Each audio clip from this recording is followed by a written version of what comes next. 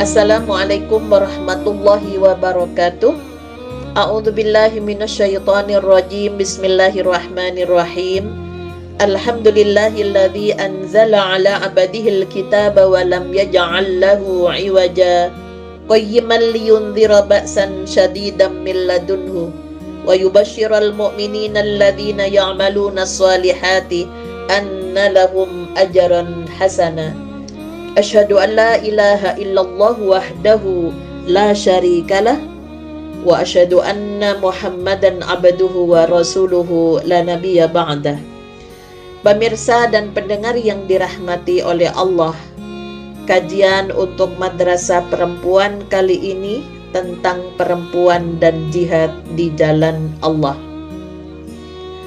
Pada Quran surat As-Saff ayat 10 dan ayat 11, Allah mengajak kepada orang yang beriman untuk berbisnis di jalan Allah yang balasannya akan dibebaskan oleh Allah dari siksa yang pedih.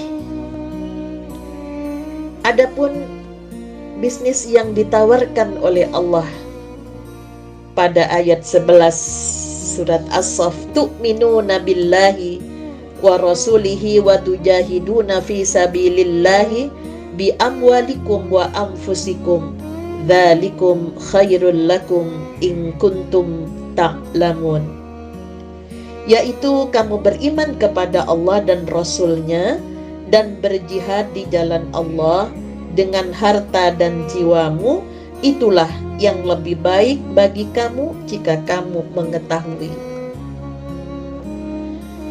Pemirsa dan pendengar yang dirahmati oleh Allah, jihad diwajibkan bagi laki-laki dan merupakan amal perbuatan yang paling utama di dalam Islam setelah perintah untuk melakukan ibadah kepada Allah Subhanahu wa ta'ala. Namun bagaimana dengan jihad bagi perempuan? Kalau kita perhatikan dalam sejarah tersiarnya agama Islam, dapat kita ketahui dengan jelas bahwa penyebaran dakwah Islam tidak selalu berjalan dengan mudah dan lancar. Malahan sebaliknya, banyak rintangan-rintangan dan gangguan-gangguan, baik yang langsung ditujukan kepada Nabi Sallallahu Alaihi Wasallam maupun yang ditujukan kepada para sahabat, baik laki-laki maupun perempuan, terutama fase Mekah. Bahkan sampai Rasulullah Sallallahu Alaihi Wasallam atas kesepakatan orang kafir Quraisy, pada waktu itu Nabi harus dibunuh. Kemudian lalu ada perintah dari Allah Subhanahu wa ta'ala agar Rasulullah dan segenap kaum muslimin melakukan hijrah ke Madinah demi untuk menyelamatkan agama Islam dan untuk menyusun kekuatan serta mengatur dalam menegakkan dan menyiarkan agama Islam. Tentunya pada waktu itu telah banyak penduduk Madinah yang masuk agama Islam dalam jumlah yang besar. Sebelum Rasulullah hijrah ke Madinah, mereka telah banyak yang datang ke Mekah untuk menyatakan keislamannya, dan mereka sama-sama berbaiat untuk membela Rasulullah dan agama Islam. Maka untuk tegaknya agama Islam dan amannya dakwah Islamiyah, Allah Subhanahu wa ta'ala mewajibkan kepada Rasulullah dan segenap kaum muslimin untuk melakukan jihad dan pengorbanan, baik dengan harta, tenaga, pikiran, bahkan kalau perlu dengan nyawa. Sebagaimana firman Allah pada Quran surat At-Taubah ayat 41, Infiru khifafan wa thiqalan wa jahidu bi amwalikum wa anfusikum fi sabilillahi dzalikum khairul lakum in kuntum ta'lamun. Berangkatlah kalian dalam keadaan merasa ringan ataupun merasa berat, dan berjihadlah kalian dengan harta bendamu dan dengan diri kalian di jalan Allah. Yang demikian itu lebih baik bagi kalian apabila kalian mengetahui. Dalam melaksanakan jihad di jalan Allah, yang ini menjadi kewajiban bagi seluruh kaum muslimin untuk mempersiapkan segala sesuatunya. Bahkan pada Quran surat An-Nisa ayat 95 dan 96, Allah memberikan derajat keutamaan yang tentunya berbeda antara orang yang berjuang di jalan Allah untuk tegaknya agama dengan orang yang diam saja tidak melakukan apa-apa. La yastawil qa'iduna minal mu'minina ghairu ulid darari wal mujahiduna fi sabilillahi bi amwalihim wa anfusihim. Faddalallahu al-mujahidina bi amwalihim wa anfusihim 'alal qa'idina darajah wa kullu wa'adallahu al-husna wa faddalallahu al-mujahidina 'alal qa'idina ajran 'azima. Tidaklah sama antara orang beriman yang duduk yang tidak turut berperang pada waktu itu tanpa mempunyai uzur atau halangan dengan orang yang berjihad di jalan Allah dengan harta dan jiwanya. Allah melebihkan derajat orang-orang yang berjihad dengan harta dan jiwanya atas orang yang duduk tidak ikut berperang tanpa halangan. Kepada masing-masing Allah menjanjikan balasan yang baik, yaitu surga, dan Allah melebihkan orang yang berjihad atas orang yang duduk dengan balasan yang besar. Darajatin minhu wa maghfiratan wa rahmah wa kana Allahu ghafurur rahima, yaitu beberapa derajat daripadanya serta ampunan dan rahmat. Allah Maha Pengampun lagi Maha Penyayang. Pemirsa dan pendengar yang dirahmati oleh Allah, kita memahami bahwa laki-laki dan perempuan berkewajiban untuk berjihad sampai juga mengenai jihad fisik, apalagi jika musuh sudah menyerbu di tengah-tengah perkampungan umat Islam. Hanya saja untuk menjaga hal-hal yang tidak diinginkan dan mengingat juga keadaan fisik daripada perempuan, Nabi Sallallahu Alaihi Wasallam telah mencukupkan jihadnya perempuan dengan yang pertama, berhaji yang mabrur sebagai pengganti perang, sebagaimana dalam hadis yang diriwayatkan oleh Bukhari dan Muslim an Aisyah radhiyallahu anha annaha qalat qultu ya Rasulullah naral jihada afdalal amali afala nujahidu qala lakunna afdalul jihadi hajjun mabrurun.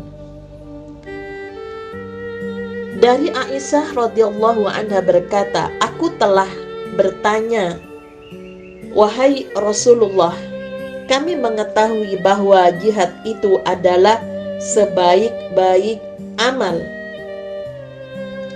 Apakah kami tidak perlu melakukannya?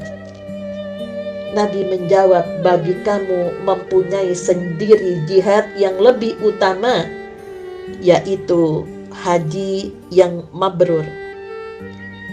Maksudnya bahwa haji adalah jihad yang diwajibkan oleh Allah Subhanahu wa Ta'ala kepada perempuan ketika ia mampu di dalam melakukan perjalanannya, dan juga tentunya biaya-biaya yang telah dikumpulkan oleh perempuan itu merupakan sebuah perjuangan untuk mengutamakan apa yang menjadi kebutuhan di dalam ibadahnya. Yang kedua, turut serta menjadi barisan hilal ahmar atau palang merah dan dapur umum, sebagaimana yang diriwayatkan oleh Muslim.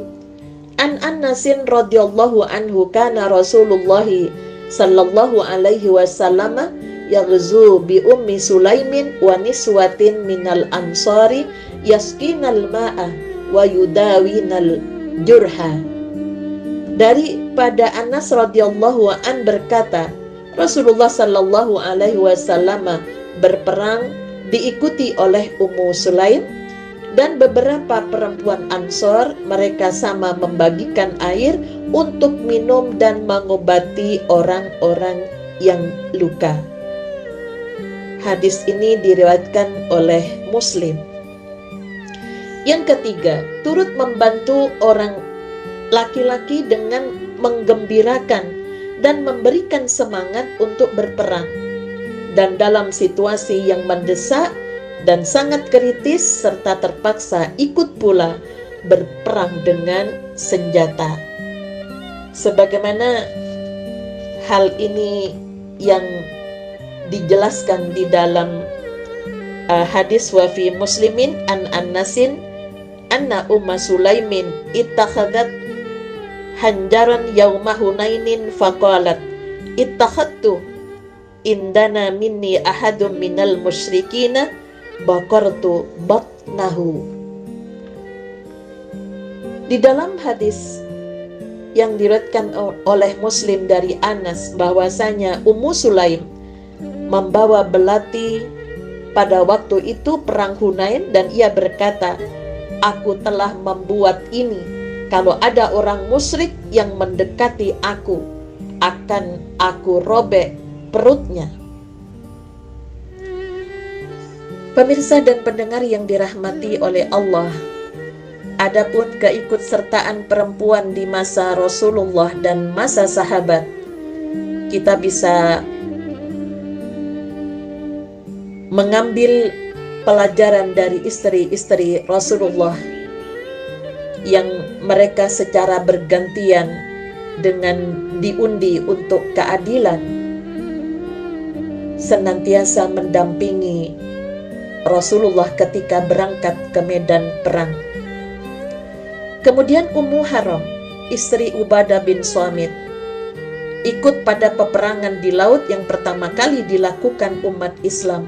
Namun dia terbunuh karena kendaraan kuda yang ditungganginya itu menyerangnya. Kemudian pada perang Uhud, Aisyah dan Ummu Sulaim, bawaan mereka dikosongkan, diisi makanan untuk pasukan Islam. Kemudian Ummu Amarah Nusaibah al-Ansariyah, dia bekerja mengobati yang terluka. Dia membentengi Rasulullah sallallahu alaihi wasallam. Dia berdiri tegak meskipun mengalami luka dalam di pundaknya. Dia mengawasi Rasulullah jangan sampai terluka, sehingga Rasulullah membicarakan karena menyaksikan keberanian Ummu Amarah. Begitu pula pada perang Yamamah di masa Abu Bakar Siddiq, dalam rangka memerangi orang yang murtad dan enggan membayar zakat, juga ikut bertempur dengan gigih. Ia kehilangan tangannya dalam peperangan ini, ditambah lagi dengan luka yang mencapai 11 titik.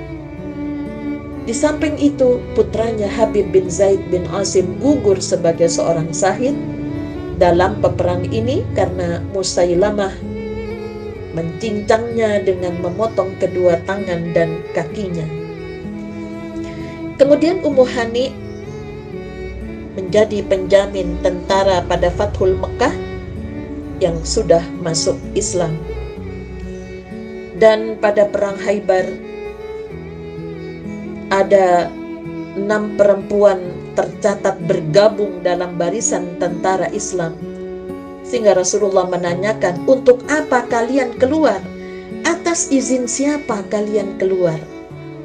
Mereka menjawab, kami keluar untuk mendendangkan syair penguat dan penyemangat bagi para tentara Islam dan juga membawa obat-obatan untuk mereka yang terluka. Tentunya luar biasa apa yang mereka lakukan dengan memahami ayat-ayat Allah. Mereka praktekkan langsung di dalam kehidupan. Seperti pada firman Allah, Quran Surat Ali Imran ayat 142. Am hasibtum an tadkhulul jannata walamma ya'lamillahu alladhina jahadu minkum wa ya'lamas sabirin.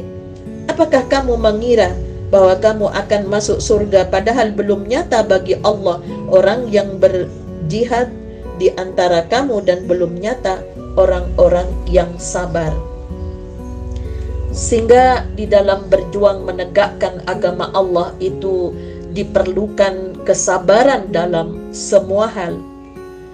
Karena pada surat Al-Ankabut ayat 69 Allah memberikan petunjuknya yang harus kita yakini.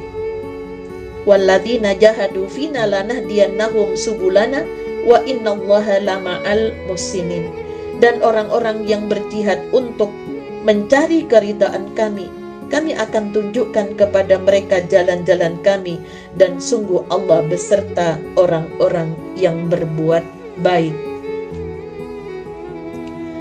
Pemirsa dan pendengar yang dirahmati oleh Allah, jihad bagi perempuan seperti dalam bidang dakwah dan tabligh dengan melaksanakan kegiatan untuk kepentingan dan pembelaan pada agama Allah dengan harta benda disertai jiwa dan mentalitas, yaitu rasa takut kepada Allah dan yakin bahwa Allah akan menunjukkan jalannya.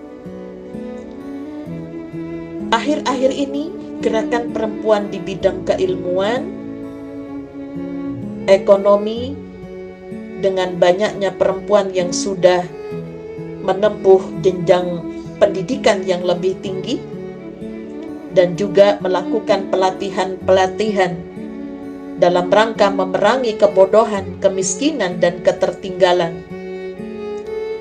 Dan kita bisa melihat beberapa bukti di era pandemi COVID-19, dan ketika terjadi bencana, tentunya sudah banyak perempuan yang terlibat penuh dalam kegiatan ini. Maka tentunya yang kami sangat berharap bagi kita sebagai perempuan yang sudah banyak mengikuti kegiatan-kegiatan majelis taklim, mari kita wujudkan, kita praktekkan dengan rasa takut dan juga harap bahwa Allah akan memberikan jalannya. Kita amalkan ilmu yang kita peroleh dari majelis taklim untuk berjuang dengan harta dan jiwa kita untuk tegaknya agama Islam yang kita mulai dari keluarga untuk senantiasa menyiapkan generasi yang tangguh yang akan melanjutkan tugas-tugas di masa yang akan datang. Kemudian yang kedua, mari kita tinggalkan hal-hal yang menjadi kebiasaan perempuan yang hanya kebanyakan memperhatikan untuk kepentingan dirinya. Sekarang tugas-tugas kemanusiaan yang perlu semangat yang tinggi, terutama di dalam meningkatkan persoalan yang dialami oleh perempuan saat ini. Semoga apa yang kita lakukan nantinya, tentunya harapannya adalah mendapatkan karunia dan ridha dari Allah Subhanahu wa ta'ala. Nasrum minallah wa fathun qarib wa basyiril mu'minin walhamdulillahi rabbil alamin. Assalamualaikum warahmatullahi wabarakatuh.